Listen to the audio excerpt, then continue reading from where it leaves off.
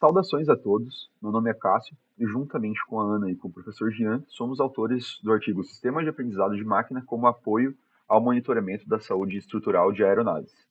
Bom, aqui está o cronograma da apresentação, iniciando com justificativa e objetivos, seguindo introdução, metodologia, resultados, discussões, conclusão e referências. Bom, a justificativa para esse trabalho é a necessidade de modernizar a manutenção de aeronaves, que atualmente depende de cronogramas fixos. O monitoramento da saúde estrutural, ou MSE, ele surge como uma abordagem alternativa, propondo uma nova estrutura de manutenção. Ele utiliza métodos não destrutivos para identificar e localizar fissuras na estrutura das aeronaves, o que aumenta a eficiência e a segurança operacional. Agora, em relação aos objetivos desse trabalho, buscou-se aplicar os resultados obtidos por testes realizados pela Universidade Holandesa TU Delft, utilizando seus dados para análise exploratória de padrões. Outro objetivo central é o desenvolvimento de uma rede neural para prever padrões de dados e classificar a estrutura da aeronave como saudável ou danificada, baseada nas medições de sensores.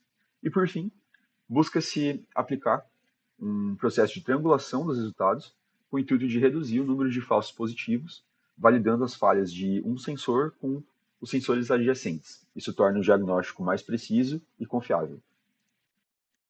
Então, seguimos para a introdução, começar falando um pouquinho sobre a manutenção clássica na aviação. Ela é fundamentada principalmente em práticas baseadas em intervalos de tempo fixo, né, ou o número de operações realizadas.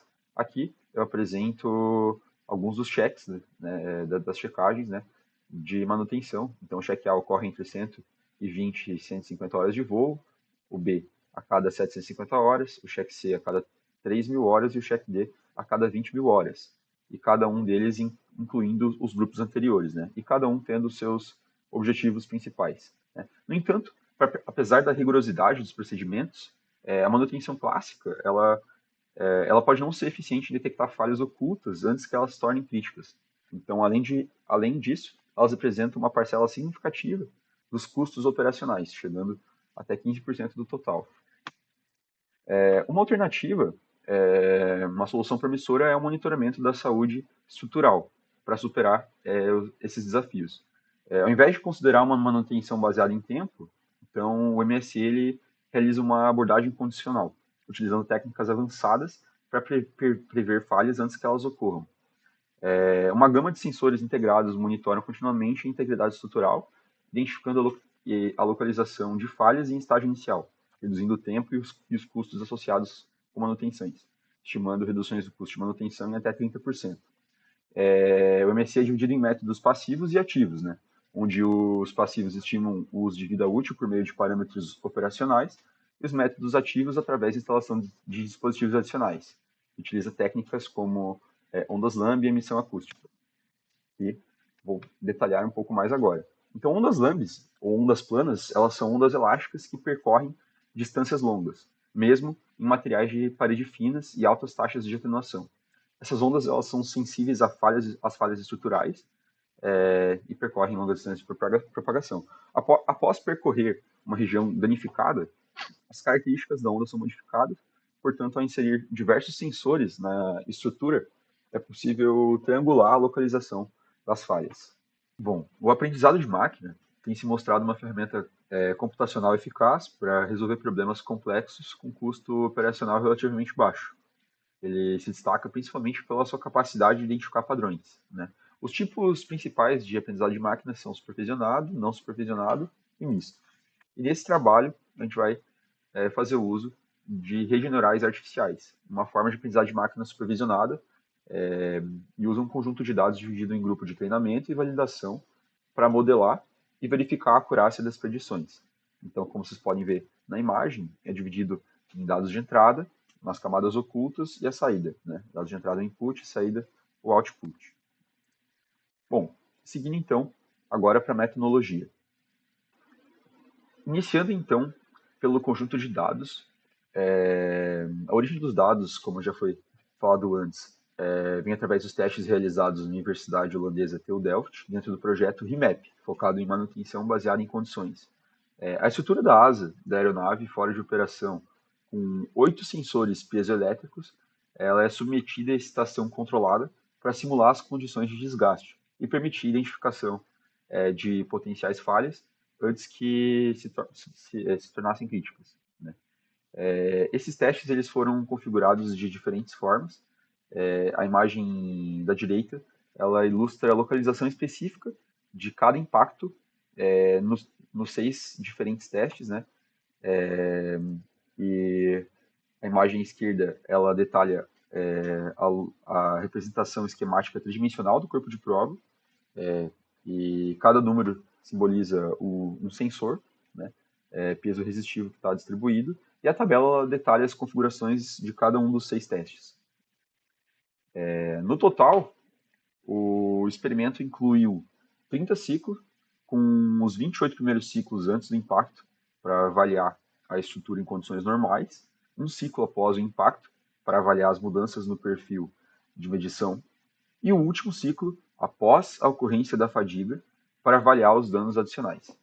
Em cada medição, todos os sensores excitaram a estrutura, resultando na coleta de 80 dados por medição.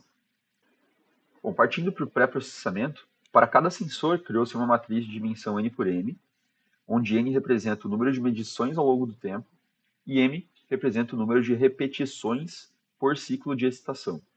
Cada coluna dessa matriz ela corresponde a uma série temporal, ou seja, uma medição realizada pelo sensor a cada ciclo de excitação.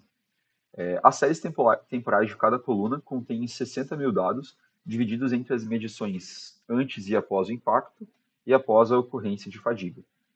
Na questão do processamento, cada sensor tem um modelo de predição individual de falha. Então, esse formato ele ajuda a analisar o resultado global e triangular a região de falha, pois devido à forma que as ondas lambda se comportam, todos os sensores adjacentes à trinca devem indicar a presença da trinca. Então, caso isso não aconteça, o resultado pode ser descartado. Assim, diminui a ocorrência de falsos positivos. Então, os dados eles foram divididos em treinamento e validação, considerando cada conjunto de 60 mil dados por modelo, 80% para treino e 20% para validação, buscou-se alcançar mais de 90% de acerto. Então, falando um pouco mais sobre a rede neural, foi implementada uma multilayer perceptron em 3 camadas, respectivamente com 10, 5 e 2 perceptrons, onde a entrada é a matriz de 10 séries temporais, previamente processadas, né? E a saída é a classificação binária de dano potencial ou estrutura saudável, né? As bibliotecas utilizadas, todas do pacote scikit-learn de Python, então para normalização, a preprocessing, para divisão, a model selection, e para implementação da rede neural, neural network. E aqui então tem a representação um pouco mais visual da rede neural, né, com os dados de entrada, né, a matriz de 10 séries temporais, as camadas ocultas, né, de 10, 5 e 2 perceptrons, né, e o output, né, uma resposta binária. No pós-processamento, após a classificação, os resultados eles são triangulados para validar a presença da falha, né? Então, exemplo, se o sensor 4 indicar dano potencial, os sensores 3, 5 ou 8, eles também devem indicar.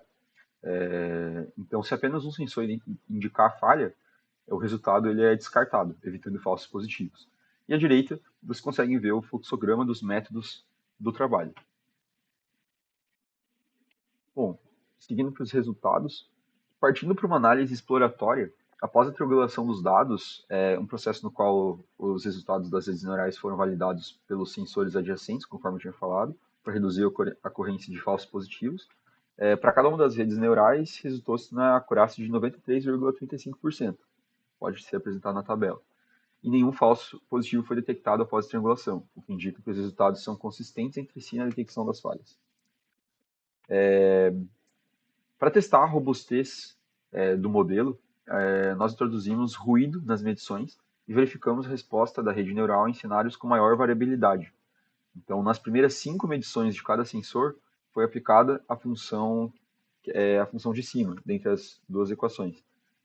E nas 5 últimas medições, foi introduzida a função de baixo, escolhidas para simular variações harmônicas que podem ocorrer durante monitoramento da saúde estrutural em condições reais. Então, os resultados, como vocês podem ver na tabela, mostram que mesmo depois da introdução do ruído harmônico, a acurácia do modelo se manteve em torno de 93,30%. Então, e nenhum falso positivo foi detectado. Então, e para verificar a sensibilidade da rede a variações não harmônicas, foram gerados dois vetores com números aleatórios no intervalo de 0 a 200, como vocês podem identificar nessa imagem, e após a normalização dos valores, a acurácia se manteve em 93,33%, também sem a ocorrência de falsos positivos. Seguindo para as discussões, os resultados mostram uma boa acurácia e o código desenvolvido para a localização de falsos positivos não indicou a ocorrência desse problema. Né? O critério de validação considera que, para um sensor indicar um erro com confiabilidade, pelo menos um sensor adjacente deve apresentar o mesmo resultado, conforme eu tenho repetido no decorrer da apresentação. E essa abordagem reduz a probabilidade de falsos positivos, porém ela não elimina totalmente a possibilidade de predições incorretas pelos sensores validadores. Então, isso pode limitar um pouco a confiança total no sistema. Além disso, a pequena variação na acurácia após a introdução de ruído pode ser considerada um ponto de atenção. Então, essa pequena variação pode estar sugerindo que o modelo não esteja suficientemente sensível a pequenas perturbações nos dados. Esse trabalho ele marca um passo inicial no uso de monitoramento de saúde estrutural para manutenção de aeronaves, demonstrando o potencial das ondas Lambda. É necessário investigar melhor a detecção de falsos positivos e a sensibilidade do sistema. Estudos futuros devem focar na robustez em cenários adversos e na otimização da rede neural para garantir maior precisão. Para concluir, os resultados desse trabalho demonstraram que a manutenção baseada em condições, utilizando o monitoramento de saúde estrutural, pode melhorar significativamente os planos de manutenção das aeronaves, buscando a redução do tempo necessário em solo para as inspeções, graças à detecção precoce das falhas estruturais por meio dos sensores piezoelétrico e do uso das ondas Lambda. O projeto RIMAP, da Universidade de Delft, teve um papel fundamental nesse avanço, fornecendo dados controlados que ajudaram a validar o processo de fixação dos sensores e a escolha dos tipos mais adequados para cada aplicação. Além disso, a aplicação do aprendizado de máquina na análise desses dados resultou em uma alta acurácia na predição de danos e reduziu falsos positivos, mostrando uma grande melhoria em relação aos métodos tradicionais. Por fim, apesar dos avanços, ainda existem lacunas a serem exploradas no trabalho.